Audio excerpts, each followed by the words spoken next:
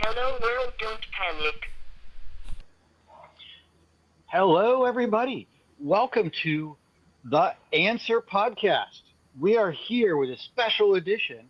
Do you know what edition this is, Rich? It has to be episode 42. 100% correct. It is. So we're going a little bit into what the answer on us on this episode and just some, standard adventure stuff. But you never know. Don't forget your towel. And let's go ahead. Do you know where your towel's at? It is. I was on a slow day, so mine's drying right now. But otherwise, it's good. You can always take it with you. Look in the background, Ryan. Can you see my towel? Can you read it? You have it with you. Nice. It sits there every day. So for listeners at home, I video conference all the time. And then behind me, I got all sorts of little tidbits in my shelves. And one of them is a towel that says the most massively useful thing. So yeah, we got, hitchhikers all over the place. But before we get to some hitchhiker talk, I got to understand what's going on with the Amiga 4000 from last week.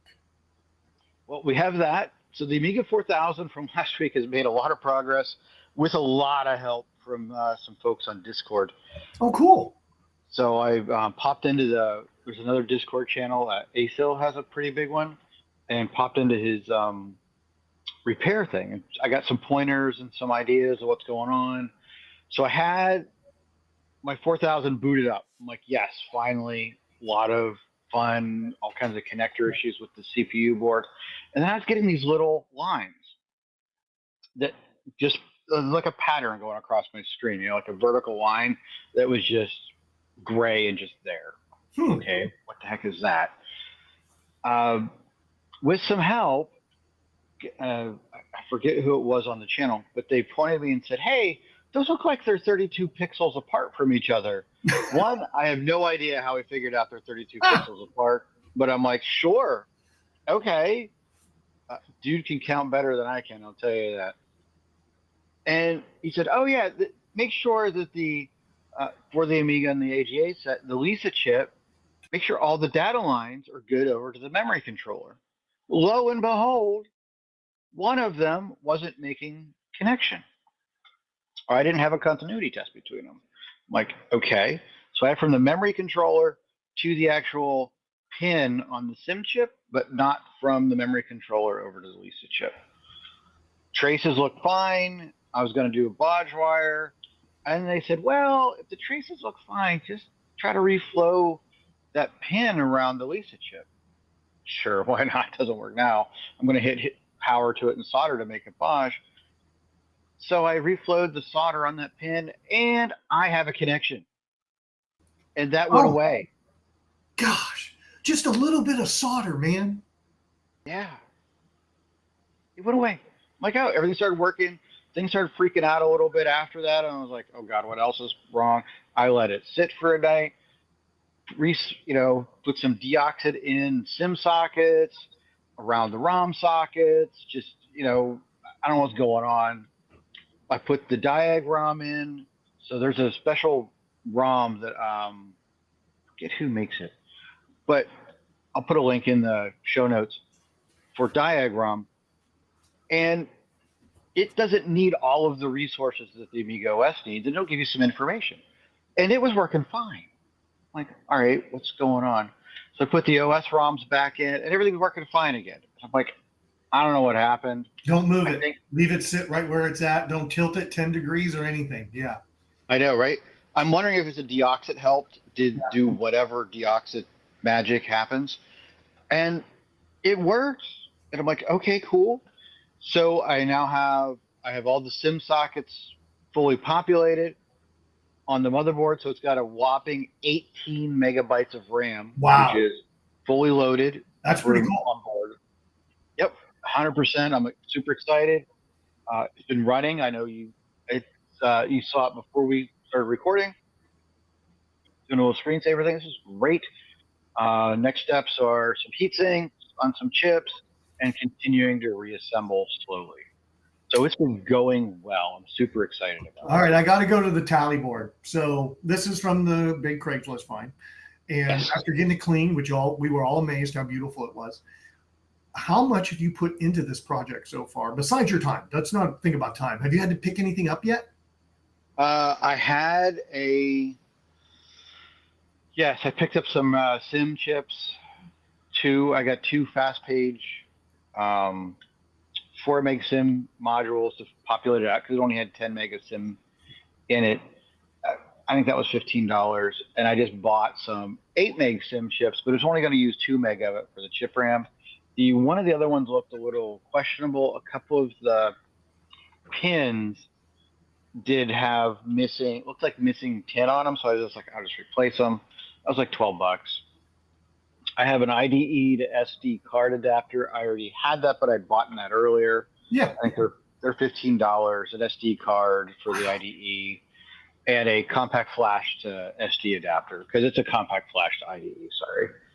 So I've got that in there. The new power supply's in there. So I know we talked about that last time, and I've linked in that for the last episode. And there's a ATX to Amiga 4000 power adapter. So I mean, I'm already maybe $200 in at this point. Wow, that's pretty amazing. That's, again, I think I've talked about this a few times. You can find these really great deals, but you don't know what you're getting into sometimes. Oh yeah, and they all take time. Now, if we added up Ryan's time, it would be a lot more than 200. But dude, that's a great job. Yeah, we're definitely moving forward. I'm super excited. I've done some 3D printing modules. I've 3D printed the adapter because the Amiga 4000 power supply is much bigger. So someone had a model that you just put this mini, I think it's an SFX. Yeah, SFX ATX, so it's a small. Wow. That goes in there 3D printed. And I'm putting a button on the adapter because, on the older AT and before you got to have that button to turn on. Now ATX works differently. So it needs to be on, and you got to hit this other circuit, otherwise the power supply won't come on. The little button, there's a big rod that comes in from the front, it pushes in the back. That was missing, so I printed that. So there's a lot of other 3D printing things going on here as well. So it's definitely a project for sure. But we've been talking about this for what, a month, 2 months at this point? Yeah. Just a little bit at a time, and so it's, steady progress. That's pretty cool. I like it. And what were you doing on July 23rd? Were you working on this 4000? I probably was to some. I was. That's when I got the memory. So I got the replacement chip memory, which the old one was working, but I got it anyway. Got that all put in, and then started some burn-in time. So it's been on several hours now. But the important thing about July 23rd is the Amiga 40th. That's the date it was launched in Lincoln Center. So you couldn't buy it yet, but that was when they had the big to-do.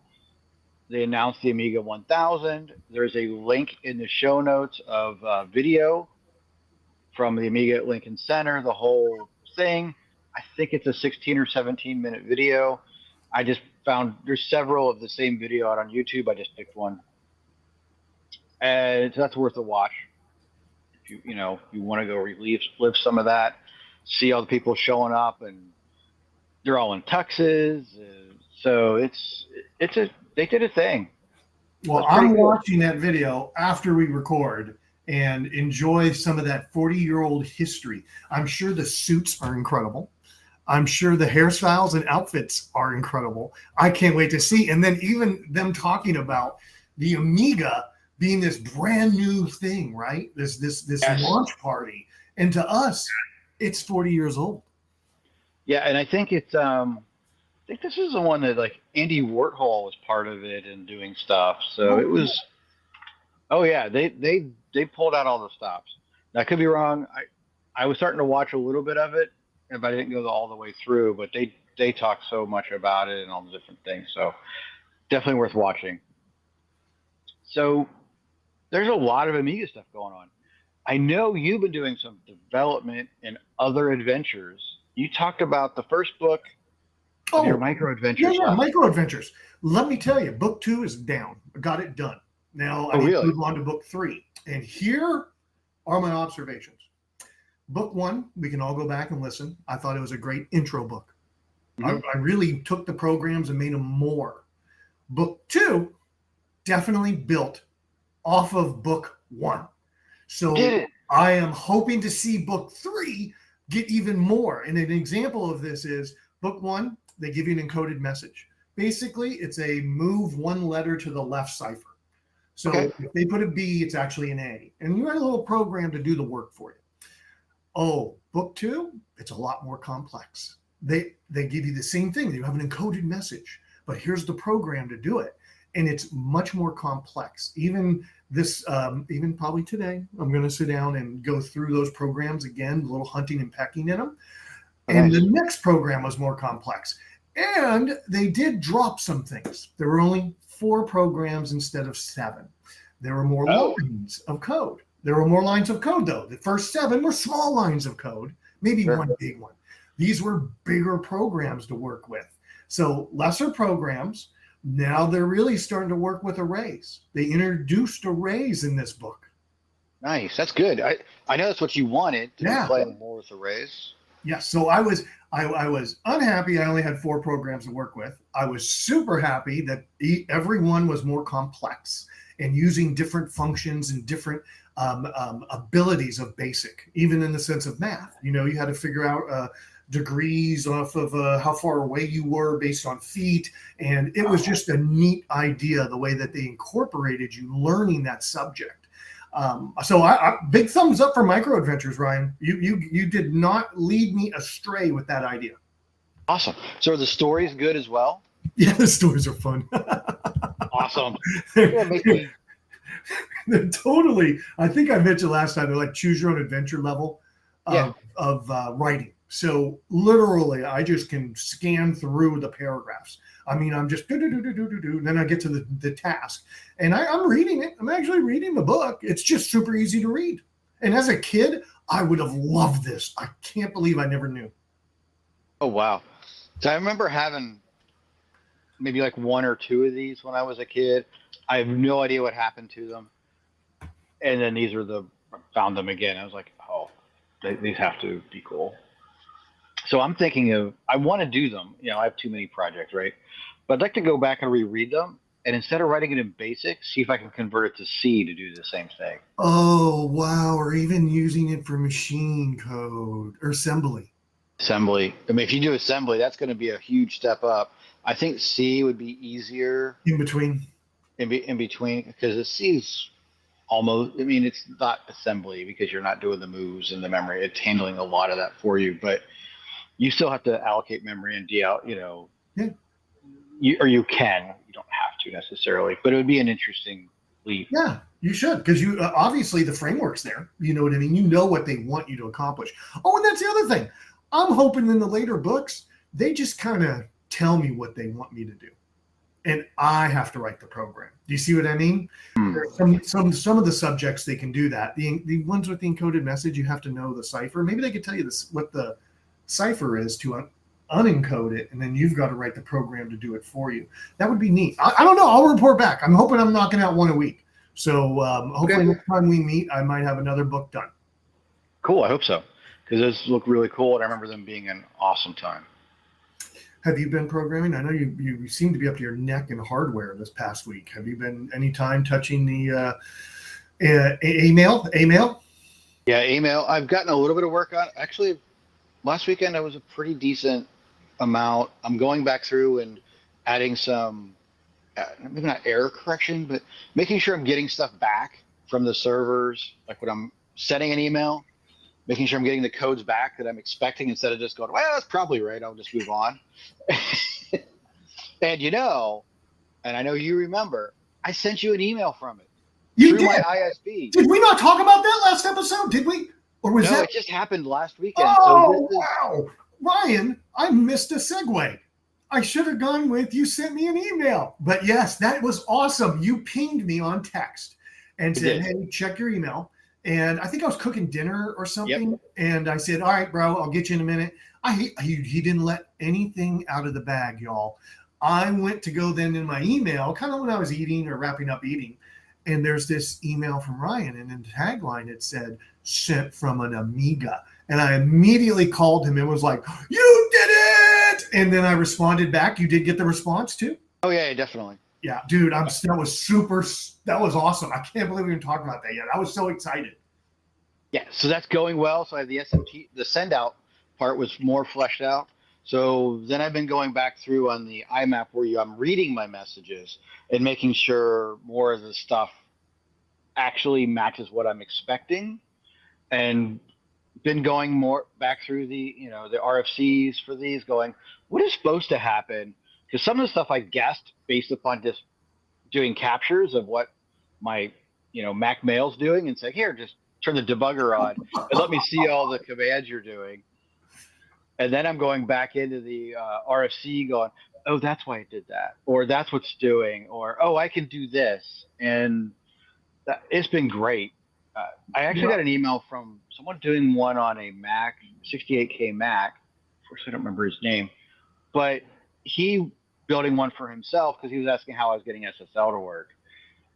Because he's got it's not going to work on his Mac, unfortunately. But he hinted at some of this video stuff in the video that he did, that it talked about the RFC and what the server can actually do for me. And I'm going to try to incorporate that now that I've read some of the RFC to go, hey, server, just give me back this piece is all I want. Don't send me the entire message. I don't need all of it. I just need these little pieces and a couple calls. So I'm going to try. That's on my list of things to do. Dude, that's cool. And by the way, the whole thing of using debugger to watch what MacMail is doing is, I think, a story as old as time with companies. Someone releases something, the other company goes, let's buy it. And now let's watch what it does. And let's put our things in the way to sniff it, or whatever version of that is, to get understanding and knowledge. So that's really cool. You were using some real-time debugging tools like that to get your process going. By the way, any new demo videos on YouTube to share? Have you? Not yet. Okay, just checking for the audience in case anybody wanted to see. My goal is to get the IMAP reading all fleshed out, and that I actually want to pick a small address book, so I can do the two and just click on a name and get it to populate. All right. Well, as we've finished some email stuff. That's awesome. Now we have some adventures. Have you seen any dolphins lately? Oh, Ryan, you are the king of segues. I did not see a dolphin, but I have been in a nautical vehicle. Is that the right way to say that? A nautical vehicle? I believe so. Okay. I've in my adventures to Arkansas, one of the places we stopped was the Arkansas Inland Maritime Museum. I think I just said that right. It'll be in the show notes below. If you're ever in Little Rock, you have to stop in. They have a great submarine that is available for tour, and it's a guided tour. It's in the water. When you're in the tour, I guess it's about neck level deep. You're about neck level deep in the water, they said. And you go from the back to the front and you come down. I mean, it is definitely not, you have to be able to do a ladder. Yeah, that's it. And you gotta be able to do a ladder. You gotta be able to crunch over as you go through doors. So it is not ADA compliant, I guess would be the words, but it's an adventure. Once you get in the boat, the guides are so awesome at giving you details. And this boat was ours originally, and then we sold it to the Turkish Navy. The Turkish Navy had it, and then when they were ready to decommission it, they put it up for sale. And this organization, the Arkansas Inland Maritime Museum, purchased it. Guess how much they bought this submarine for? It sounds something dollar-ish because it's a museum. Yeah. What do you think? Over 50? Under 50? What do you think a sub goes for from World War II? I mean, since it's going to a museum, I'm going to say it's $1 because that's what people sell things for no special things. They actually had to buy it for $30,000. Oh, really? But you're right. I see where you're going. Turkey's kind of a jerk that they just didn't sell it to the museum for $1. I think it was up for sale and they bid on it, is what I'm thinking, and they won it. And then I learned it cost $150,000 to get it from one side of the ocean to the other side of the ocean. That sounds about right. Yeah, it was like with tugs, and they had to like tug it across the ocean. And obviously, and one of the guys there is one of the guys that made the big trip with it back.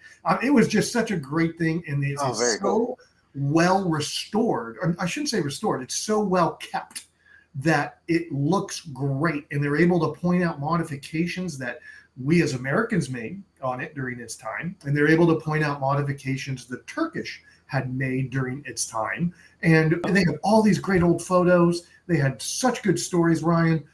I came back home and played Red Storm Rising for like 3 nights in a row because I was so sub happy. And have you ever been sub happy besides a Subway sandwich? I mean, Subway sandwich does make me sub happy, but I've been lucky enough to go on through two different World War II submarines. There's one here in Baltimore, Maryland, in the DC metro area. Oh, I know what we're doing next time I'm there.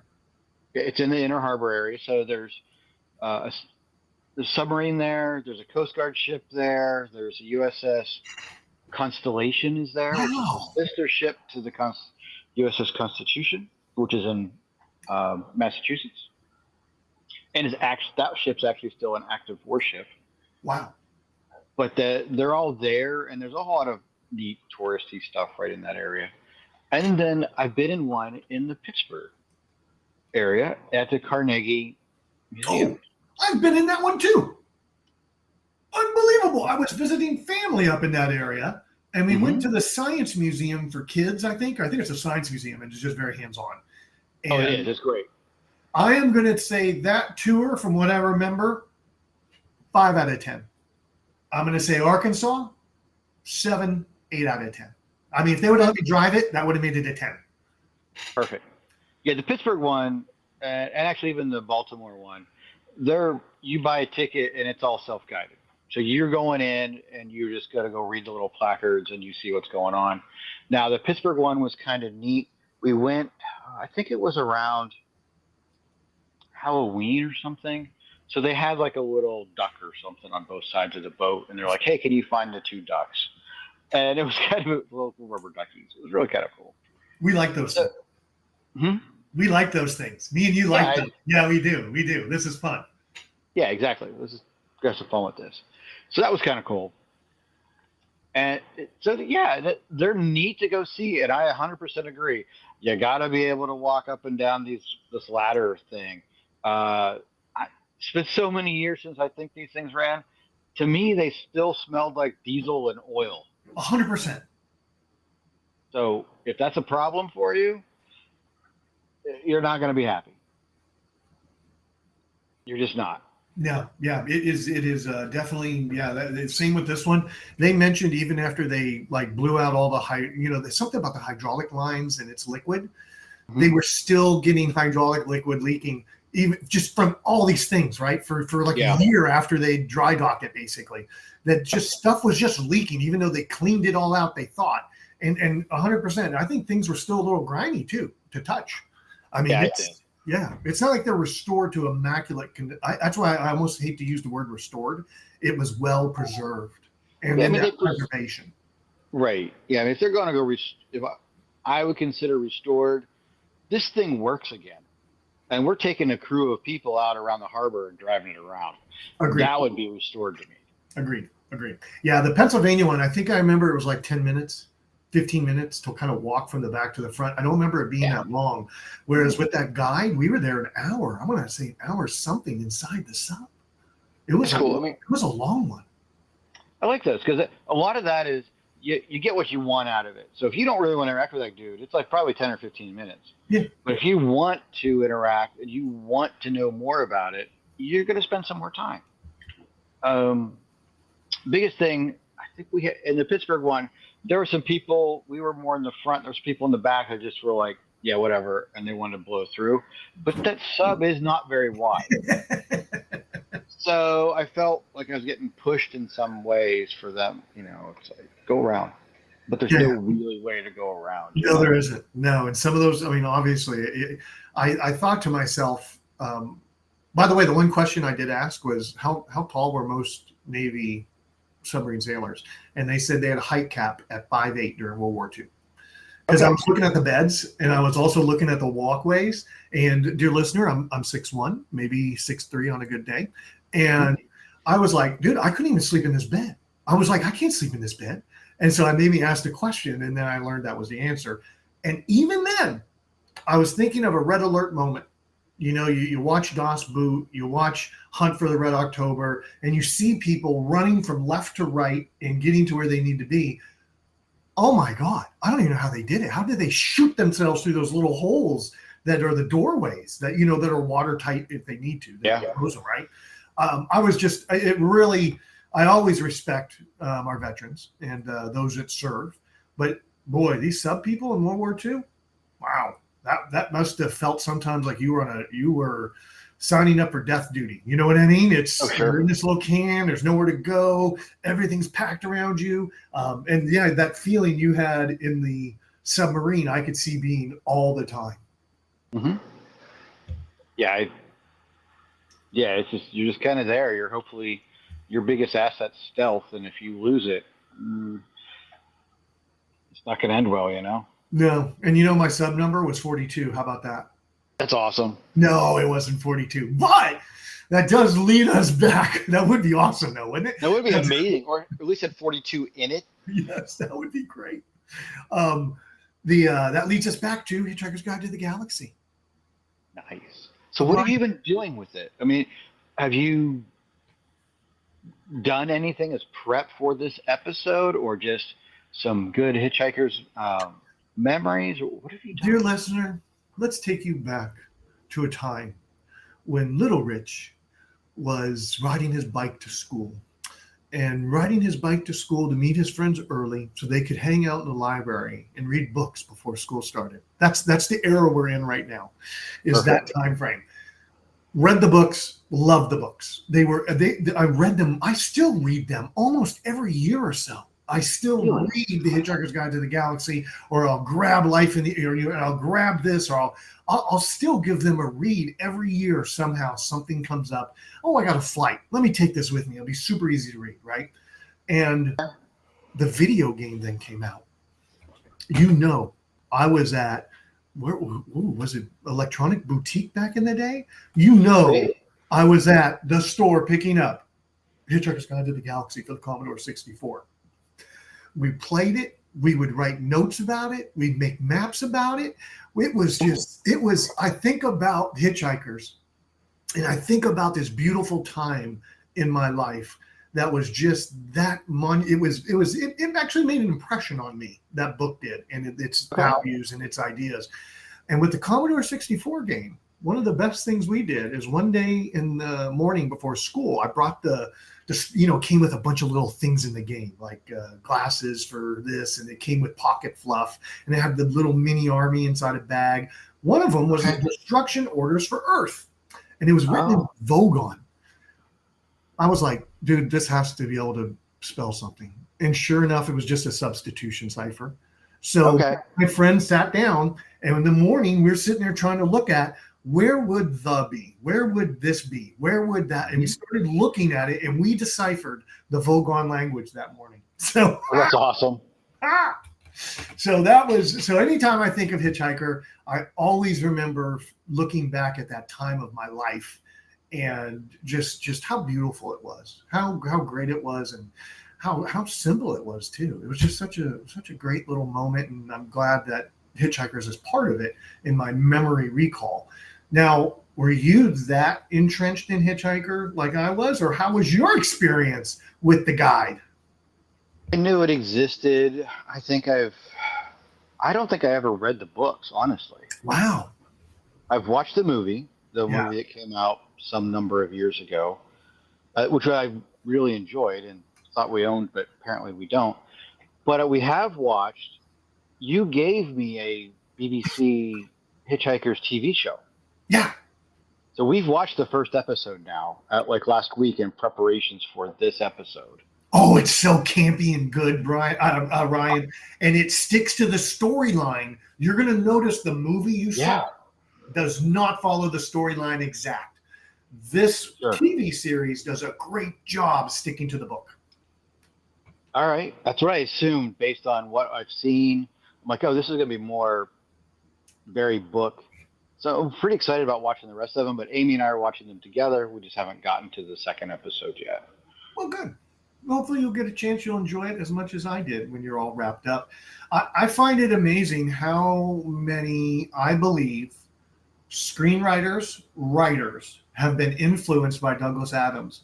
I mean, Yeah. we see the 42 reference, we see the little Yes. jokes that he makes, we see those come up in literature, we see it come up in the movies. I remember Marvel had a trailer for like when they were like bringing the big airship out of the water into the sky, and it was just a trailer for the next, Marvel movie coming out. And on the wing was the number 42. And I know that wasn't an accident. Whoever was the graphical artist was like, yeah, I'm building a 42 into this. Just know it was. They Easter egged it. I love it. I love it.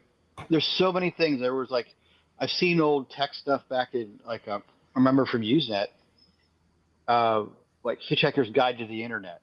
And there was some things about, just different takes on it. So I know some of the lore, but I've never read the book, which I need to correct at some point. It's always on my list of 8 million things to do, but I, until I can figure out how to win the lottery and retire so I can go just do all the fun stuff and not have to work. That hasn't happened yet. Well, when you're I'll going, I'll give you a book. All right. Well, I'm probably going to get it as an ebook.